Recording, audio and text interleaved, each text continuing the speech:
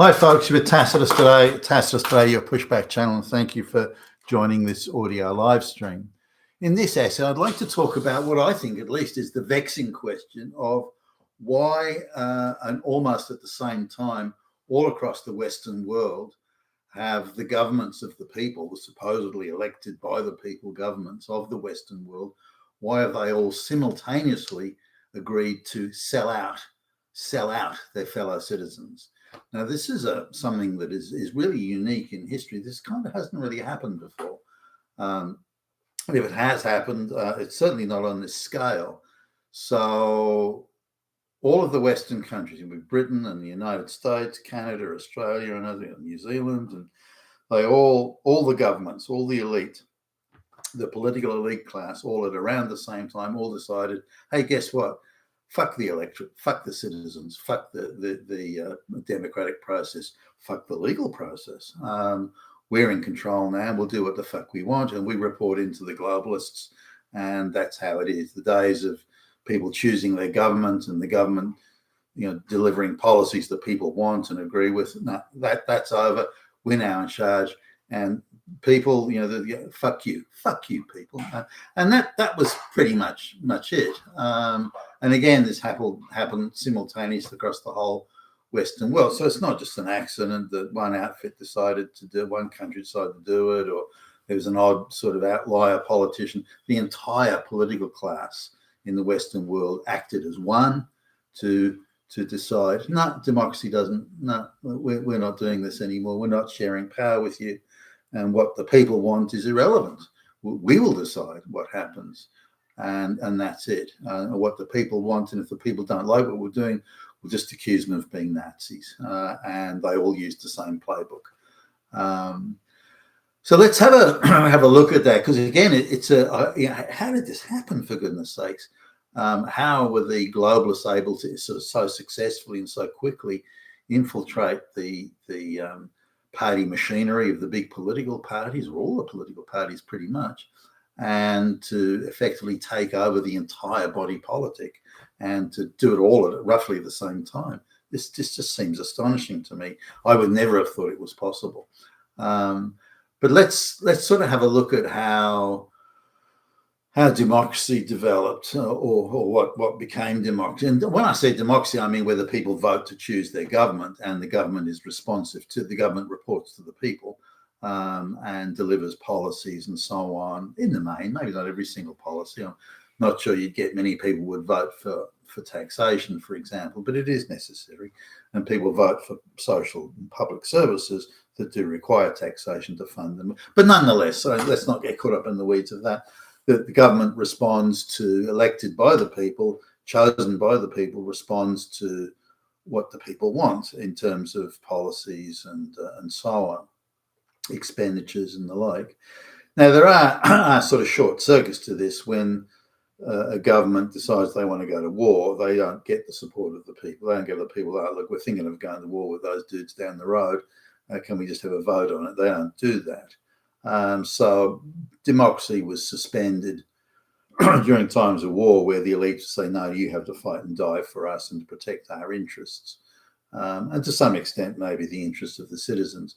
But whether, the French invaded England or something, Britain back in the Napoleon's day, for example, would things have really changed that much for the normal English people? I don't think so.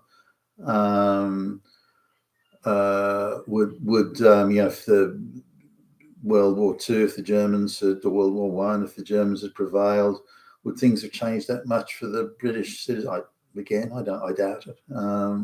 So the fighting wars was where democracy was suspended, and now you have to fight and die for us, the elites, and our interests, because the elite interests would have changed.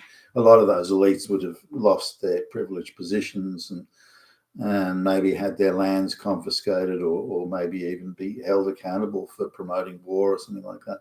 So you can see how, but that was the contract. The contract was, we'll share power with you unless we particularly want you to fight and die, and that case, and then at that point we don't share power with you. You'll do what we want. the demand for people to fight and die, in mass warfare, has really passed, and so the need for the people to keep them placated and happy in between the wars, that need has gone away. So the days of mass warfare probably are gone. It's going to be machinery and drones and aircraft, things like that. So a fairly small military, and we look at cyber warfare, all sorts of things like that, chemical warfare, for example, and it's changed the relationship between mass boots on the ground and various technologies and things like that will be employed drones, say, to or again cyber warfare to decide outcomes. And the more sophisticated an economy is, the more they're vulnerable to cyber warfare. You can't go, to Afghanistan and threaten, hey, if you guys, if you goat herders don't toe the line, we're going to do cyber warfare on you. No, that's not really going to have much, not going to get much traction. So, going back to the power sharing thing, though, it was quite common in Europe that if wars and governments were decided, especially during the days of the aristocratic class running everything, the wars were decided almost on dynastic lines. So if your dynasty was vying for the throne, for example, you would go to a foreign power and say, listen, can you help me beat these local guys? As the French would frequently intervene to say, support the Tudor dynasty in their civil war with, Richard III and all that sort of stuff. So that using foreign armies was quite a common thing. But from the time of, say, the Glorious Revolution in England, 1688, where the English government, where Parliament was determined supreme. Sure, the aristocrat, the monarch, had an important role to play, but it was the Parliament that decided all the big questions, in effect, and this was referred to as the Glorious Revolution, where the Parliament had the right to offer the crown to their preferred candidate in the end. Whether this was William of Orange, the Protestant prince from Holland, or whether it was the Scottish king during the Union of the Crowns, or whatever it was, but Parliament was supreme, not the monarch. Now, the monarch could dissolve Parliament. The monarch could appoint people to the House of Lords. The monarch still had quite a lot of influence at that time, but Parliament was supreme. At this stage, then, and the people and the contract between the aristocratic elite and the Parliament was pretty much made up exclusively of aristocrats, land-holding aristocrats back in the days of an agricultural economy. Then the relationship was that these aristocrats had a sense of noblesse. Was it perfect, by the way? No, but the sense of noblesse oblige, which is called noble obligation to the peasants, to the masses, and there, if you sort of look at the rights of an Englishman in, say, 1700, they were probably the freest people in terms of the right to pursue their interests. They're probably the freest people in the whole world, the rights that they had. And you can see this reflected in the rights that are deemed as paramount in, say, the American Declaration of Independence and the subsequent Bill of Rights, that a lot of the intellectual heavy lifting done by the folks like James Madison, Alexander Hamilton, and Thomas Jefferson, and so on, was drawn from the basic rights of an Englishman that had developed from that time and that time onwards. And this was part of the wider social contract. Now, the aristocrats that ran the government often get lambasted because there were some fools and idiots among them, which is going to be there. There were probably 650 families that really ruled Britain during that time, so a tiny proportion of the population. But these were the best educated. These were the most sophisticated and literate at a time when literacy rates were not high. these people were the most often having to fill in as magistrates, administering large estates, and having the managerial skills that would have developed from that. So all in all, the British ruling class during that time, during the building of empire and so on, they were probably one of the better political elites in the world, and were constantly able to deliver or put up quality people like William Pitt and Robert Peel and so on, put up high quality people to be in the senior levels of the administration. And why did Britain particularly develop a large sort of rich, wealthy empire during this time? Because they had quite, in the overall scheme of things, were they perfect? No, but they had quite a competent managerial, aristocratic, political elite that were running the show. Now, this sort of began to change when democracy got the number of people voting for their government, whether it's Republican or Democrat, doesn't matter, people voting to choose their government. And in the 1832 Reform Bill, at the beginning of a process where a growing middle class, the Industrial Revolution creating a growing middle class that were not tied to the land, were not peasants, were not feudal, but were successful or gathering wealth due to their own skills and their own capabilities, such as developing the technologies of the spinning jenny or the steam engine or whatever. But all these new Industrial Revolution technologies were creating a new class that were existing and getting by on their own skills and capabilities, not based on hereditary aristocrats, or not based on ownership of farming land, agricultural land. So this created a new class of people, and they started to move into the political sphere. And the political sphere, a growing population of Britain was growing quite rapidly at that time.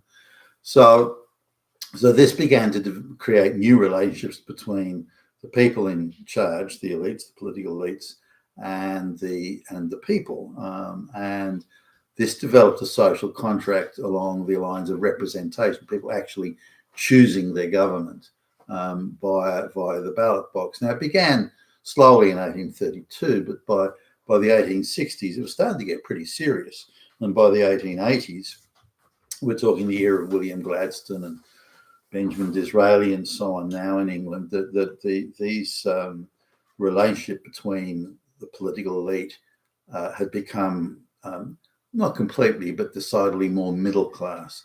These weren't aristocrats who'd inherited vast, some were, but these weren't aristocrats who'd inherited vast land. Maybe they'd made fortunes from industry, or their family had, such as developing industrial technologies of the day. But these people were very much committed to the democratic process, the rule of law, clearly codified laws, government for the people, by the people, all these sorts of things. So the social contract actually grew and solidified here, not based on noblesse oblige, as the aristocrats have been, but based on again codified, agreed, contractual arrangements. People voting to select their government, and the laws, codified laws, the rights of people, and so on and so forth. So, and this reached its zenith. Now, you could say World War One was really a departure from that, because people were required to go and fight and die, and the women work in factories and so on. That wasn't a democratic process. But there was intense nationalism at the time, and that sort of compensated for it. So, yeah, we're going to fight for our country, for our people, for our families, and there's all sorts of propaganda that if the enemy ever gets in here, they're going to they're going to be all pedophiles that'll get your children, and will rape your mum and your sisters and your wife and everything like that. So a lot of propaganda around that, but nonetheless, nationalism was quite intense, and people were quite prepared to fight and die for what they were told was the national interest. And people had a faith and belief in their government. Now, that wasn't universal. There were people that disagreed, but the vast majority of people had huge faith in the public service institutions as being fair and reasonable, huge faith in the government, and so on. Now, trade unions were becoming bigger, and they wanted a better deal, especially people like miners and so on. And they had some legitimate grievances, by the way. So there were forces at work, if you like, to change the composition of that social contract. But the majority still believed in that social contract. They still were going to go to we want you to change the law so that we can all get along better. Was the the pushing and the shoving of the time. Again, not that there weren't Marxist anarchists around. There were, but these were fringe dwellers. So now this continued on more or less. This continued on through the war, through the Depression, through the wars. Some hiccups here and there, and pushing and shoving, but it stayed more or less intact. And the Western world that I remember as a kid and a young man was people had absolute faith in their government. Sure, that there were things to be corrected, sure, there were things to be improved on, but they had belief that their political class represented them, that their vote meant something, that the laws, that courts were independent, the laws were codified and clear, and so on and so forth. So people would say, well, I haven't done anything wrong. They can't convict me. No one can do anything to me because the law will protect me. Now, it's amazing how quickly that we went from that situation to where we are today, where just suddenly, on a dime, the law didn't mean anything anymore. The courts weren't independent or impartial; they were politicized. The police force, impartial and independent, was politicized. The political class suddenly were reporting into the globalists. The vote of the people, or the people's requirements or input, suddenly meant nothing. And how did we get there exactly? How do people like in America, AOC or Rashida Tlaib or Ilhan Omar, how do they even get into the federal parliament, federal Congress in the United States? People like that. These are people that should be, like AOC working at a barmaid, or one of the others was a receptionist, or another one was had never worked a day in her life, and so on and so forth. How did this degradation of everything happen at about the same time? And I would argue, the long march of the institutions and so on has been happening for a while, but just suddenly the contract was completely broken all across the Western world at the same time. And the people we have, other than the Trump administration, the people we have all across the Western world in charge now are controlled, directed, ordered about, are the employees of the globalist cabal, and have as much in common with the people that supposedly vote them into government as we do with people from fucking outer space. So it's an insane turn of events, and it needs more thought and more consideration just to see what happened and why and how did it happen.